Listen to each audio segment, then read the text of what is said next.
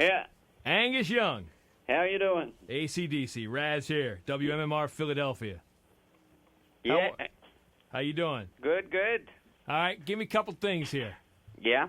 17 CDs and albums since the early 70s. Yes. You still hold a place in rock hierarchy. Thousands of concert tickets everywhere you go. How do you do it when some guys can't even get out of the garage? I mean, it's amazing. Yeah, well, I suppose it's just putting that first foot out the door, yeah? But how do you still write such great material? Some guys only have one hit and they can never do it again. Yeah. Well, I think we, as a band, you just know what you do best, and we've always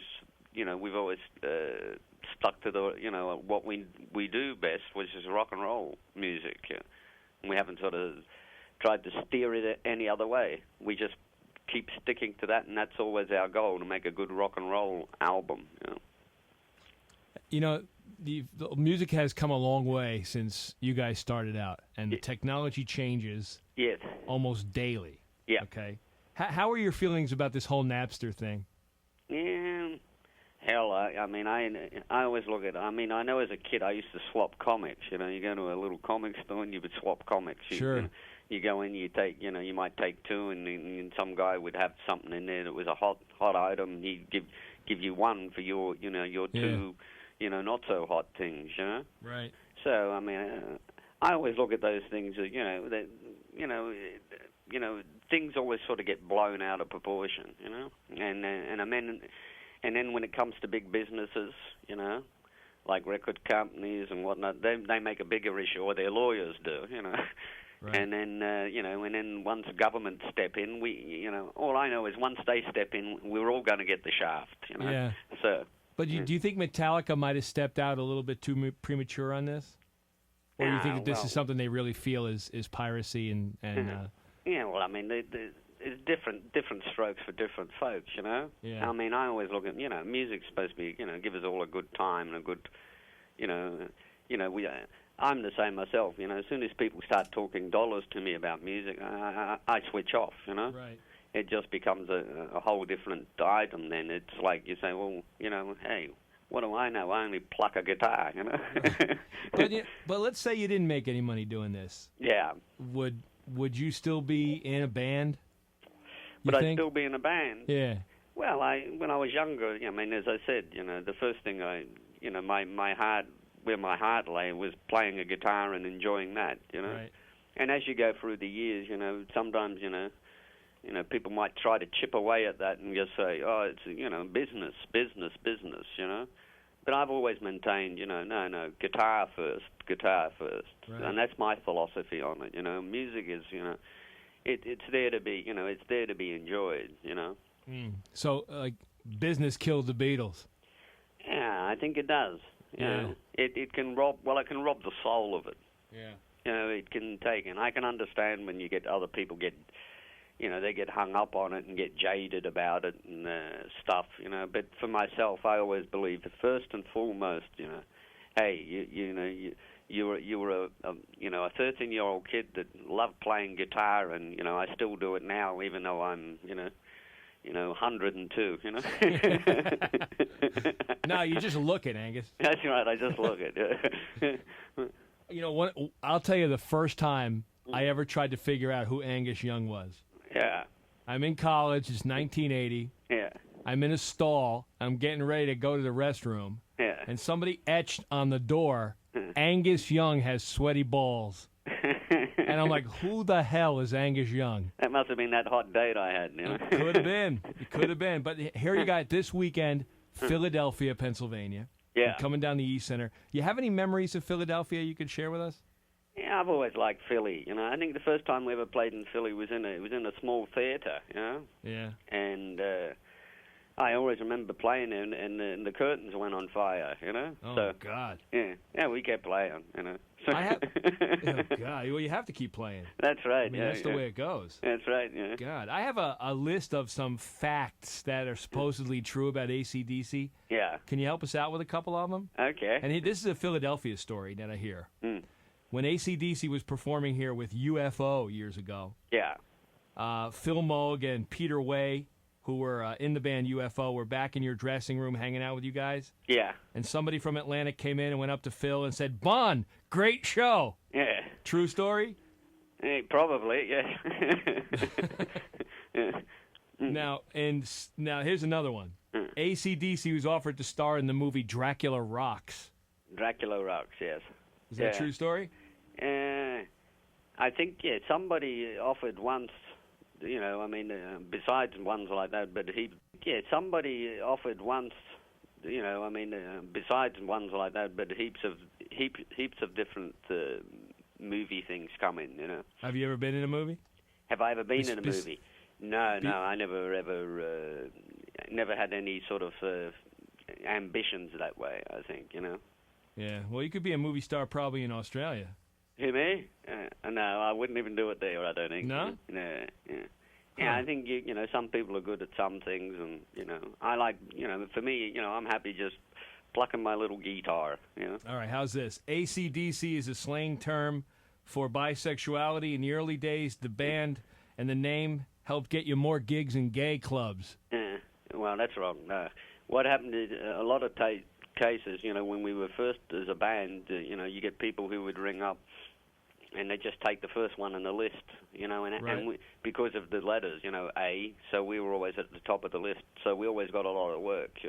Oh, so that wasn't a thing about bisexuality then? No. No? So you didn't play in a lot of gay clubs?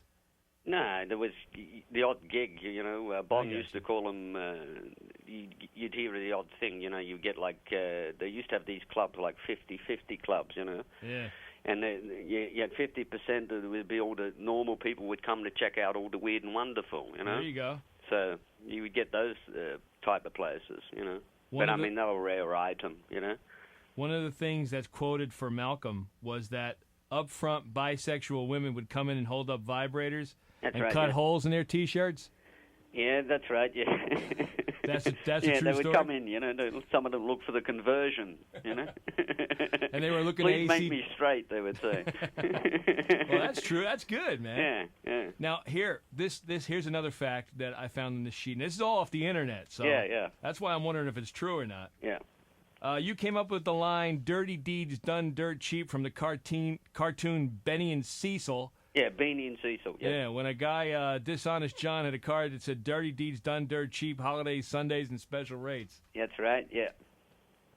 Now, was that CD actually done as an extra CD, an extra album to hold in the can until you ran out of ideas? No, we had made that, it had been part of, we had made that record, but at the time, I think it was in America, the people who were running the company, they says, what are you working on? And we were actually in the studio then. We were doing Let There Be Rock, the album. And they said, well, we want what's current, what you're doing, which was at the time was Let There Be Rock. So they said, we want that album. And then years later, then they changed their mind, when after Highway to Hell, when we started selling a lot of records in America, then they said, oh, we want that Dirty Deeds now, So you just hung on to it until the time was right. right. No, you can't have it. Well, that's good. Yeah. Oh, man, you must have had a lot of stuff in your head going on in order to produce that much material. Yeah, well, we had, a lot of ideas, grew up also a lot of, especially a lot of the, the early tracks, songs like TNT and Dirty Deeds. These are ideas that, Malcolm, myself, we had as kids, you'd put together little poems and things and, because it was a lot of what we had done was actually from what we grew up on, a lot of kids' cartoons, Right. Now, so now that was also a lot of people used to always try and make more out of it. Like later on, people would say, "Oh, it was devil music and stuff." But actually, it was from a lot of children's cartoons we picked up stuff. Well, I was going to say that a lot of the Christian right wing had a problem with you guys for a long time. You still have that? I'm sure there is out there, But they're not as vocal as they used to be. No, I think they've sort of grown up a little, Yeah, well, that's good. Yeah. Now, who did you listen to growing up that gave you such sick, twisted ideas? Yeah, well, a lot of those children's cartoons, I think. Yeah, but as far as rock and roll was concerned, though, were you listening to Alice Cooper and all that? No, in fact, a lot of our basic stuff was, a lot of from the early guys, Chuck Berry, Little Richard, Jerry Lee Lewis, I think Jerry Lee Lewis is probably the killer.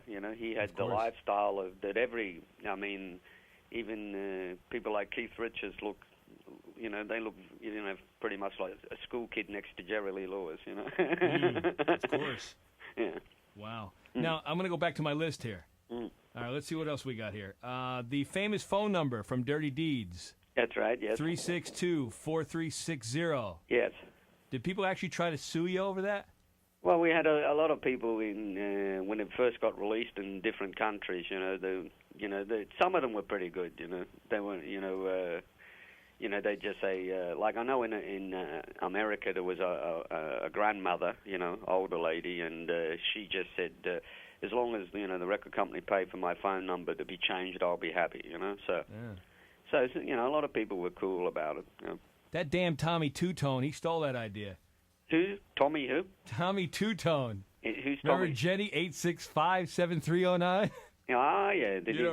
Somebody steal our idea, did they? There you go. Yeah, typical. All right, now, some Christian church groups used to think the lightning bolt between AC/DC was a satanic S. Yeah, I heard that one. Yeah. That's obviously not true. Yeah, I heard that, and then somebody else once said it was some Nazi thing. Really? Yeah. So I think we've. I think at one point, one guy from L.A., I think a writer, once wrote that the list of crimes against this band it comes from everything from tooth decay, to killing Cock Robin, Jeez. So, yeah. Wow. Now, Cliff has been known to bleach his hair. Who, Cliff? Yeah. Yeah, I don't know. I've never really asked him, Yeah. People get touchy about hair, don't they? I would definitely wouldn't. I wouldn't ask him. Here today, gone tomorrow, On the Razor's Edge album. Yes. Brian didn't write the lyrics. He was in the middle of a divorce, needed time to himself, and you and Malcolm did the job for yourselves. Yeah, well, we pretty much, Malcolm and I, even for the whole of the band, we've always took a lot of the vocal, and done a lot of the writing. So always with us, it was always we put our heads together, Yeah. And Brian would, sometimes Brian would do stuff, and then other times, try finding him, He might be on a beach somewhere. There you go. Yeah. When AC/DC toured with Motley Crue in 1991 on Monsters of Rock, Brian told Nikki Sixx that his tattoos looked like someone had thrown up on his arms. Ah, yeah. True story? I don't know about that one. Oh, man. Yeah. All right. Angus smokes Benson & Hedges cigarettes. Yeah, well, I do. Yeah. All right. Yeah. And the last CD while you were making it was a 130,000 cigarette album. That's right, yeah. What does that mean? Well, between the five of us, that's how much cigarettes we smoked during the studio time. And that's a good thing, according to Brian Johnson. Yeah, well, he said that, it reminded him of some of the club gigs you would do, Right. I know when we done the Ball Breaker tour, at the time, everyone thought we were quite crazy, that we were going to destroy the stage set before we even came on, There you go. So...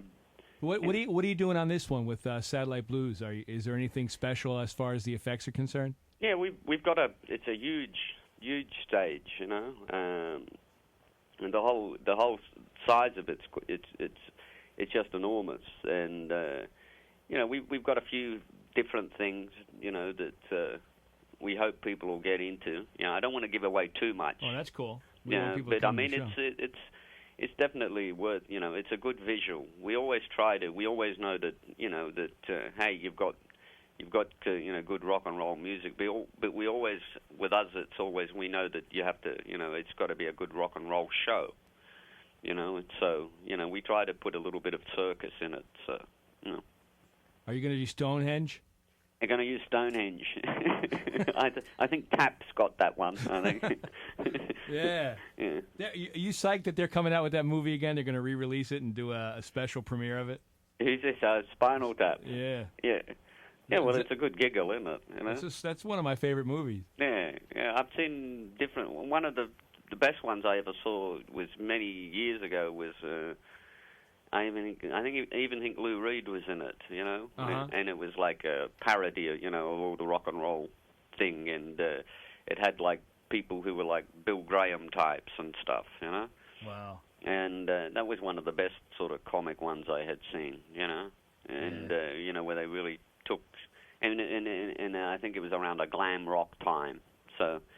It really that was a good one, and I think it was called something or Get Crazy or something. I definitely have to look that up. I also liked, what was the film that Sharon Osbourne had put out? Yeah. Where was it the Destruction of Civilization or? Yes. Yeah. What was the name of that film? Decline of Western Civilization. Yes. Yeah, that was a good one. Yeah. People are nuts. Yeah. Man. Now, let me ask you on a serious note. Since 1980, Brian Johnson has been the voice. Yeah. And you've had a lot of great success with him. Yeah. But that interim time between when Bon died and you hired Brian, did you think it was the end of the band? Yeah, well, I at that time we didn't really know what where we were at. We were, I suppose, a bit in limbo. Right. You know? And we didn't even know whether we should carry on, you know. And my brother Malcolm, he got together with me and he said, listen, you know, because we had been writing songs. Right. And he said, let's finish off what we've got, and you know, we'll just take it from there, and it'll give us something to do rather than just sort of sit around, you know, doing nothing. You know? Right. And it was good therapy for us. You know, it kept us going, and you know, and when we finished the songs, you know, we knew that we would have to get someone to, you know, that would be able to sing them. You know. So how'd you find Brian then? Well, it was a case of, you know, putting our heads together, and you know, I always remembered that Bon had been in a band once that had toured through England, and he had opened for the band Brian was in. He'd been the support act, and Bon told me, you know, Brian had a great, you know, rock and roll voice like Little Richard, and Little Richard was a big hero of Bon's. He always thought Little Richard was the ultimate rock and roll singer, and you know, and it always stood in my head. So, you know, Brian was pretty much, you know, that was the first thing I said to Malcolm, you know. Right. I said we should try and see if we, you know, we didn't know whether Brian was even still singing or doing anything, you know. So, you know, we went on a little bit of a search, and you know, I think, and there was a few other people who wanted to try out and stuff, you know. But I think when Brian walked through the door, you know, he just had his own character and his, you know, his own way of doing things, which was like Bon. He was his own unique self, you know. Now that must have been an interesting hire. And when you heard him sing, yeah, did you say this guy can do what Bon did and more? Well, we heard, you know, when you heard him do some of the tracks, you know, what we had done and everything, you know, it was different style to Bon. So, right. But we thought he was, you know, unique. He had a unique gift, you know, and that was what we were looking for. We weren't looking for you know, there was a lot of people that were actually wanting, you know, you to try and come in and, you know, in audition for us who were like copies of Bon, you know? Yeah. And we weren't looking for that. We said, no, well, you know, Bon was unique. We need someone who is their own unique self, you know. Wow. So now, Malcolm and Angus Young have been famous rock and roll brothers, and a lot of people respect what you do. Yeah. Do you ever laugh at Liam and Noel Gallagher? Well, I've always thought of it. I always look at it this way. You know, you got brothers, you share a lot in common, you know. Yeah, but do you ever want to kick your brother's ass on stage? On stage, no. He's right behind me. He can kick my ass. But I mean, I look at those two guys and I go, they got such a franchise going. Yes. And here they are throwing it down the toilet. Yeah. Unbelievable. Yeah, I suppose it's, you know, maybe, you know, something, you know, I grew up, see, there was 7 boys in my family, you know? Wow. And so, you know, everyone, to my father, everyone was the same, you know? He was a bit like Charlie Chan, you know, number 1 son, number 2 son. Right. You know, so you all got the same attention, you know?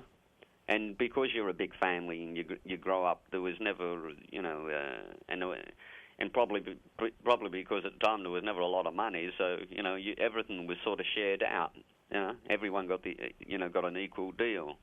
So, we grew up, and most of the times it was like, you all stuck together a lot, when you're in a big family. Okay, so you and Malcolm are in the band. George you guys brought George back to produce some stuff now, right?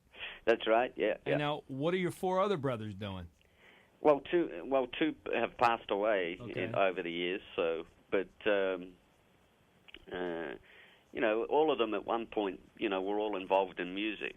That's great. They all started. They could all play in my family, from saxophones, drums, bass, guitars, of course. They could all play guitar. All the males in my family. Wow.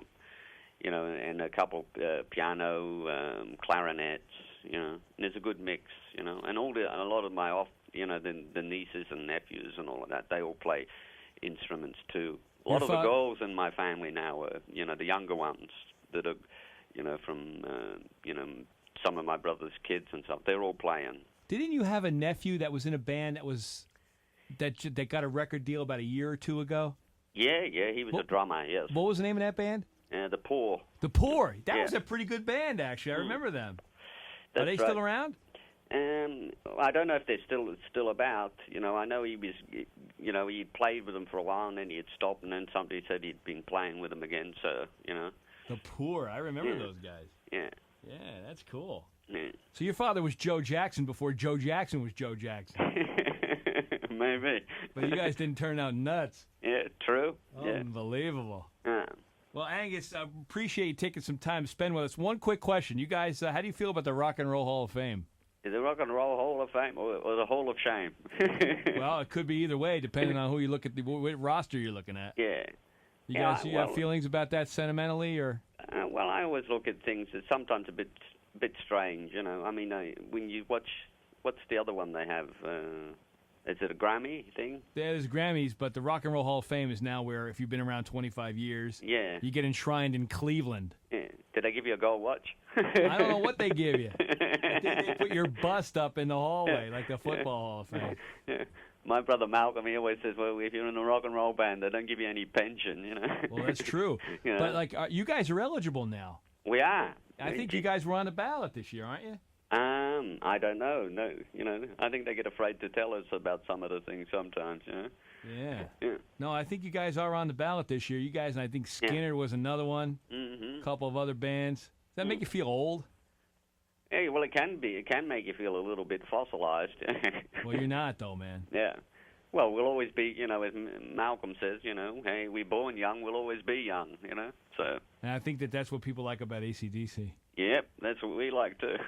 Well, I want you to come here and destroy Philadelphia. We will do. Do a good job. Yeah. Well, destroy it musically. Yeah. Well, that's what I meant. Yeah. Stay out of the bars. Yeah. Keep ourselves clean. Yeah. There you go. And Angus, I really appreciate you spending some time with us on WMMR today. Thank you very much. Thank you. Rock. Okay. Thanks. You have sweaty balls. Got big balls. There you go. Yeah. All right, buddy. Take care. Have a good day. You too. Right. Bye-bye. Bye.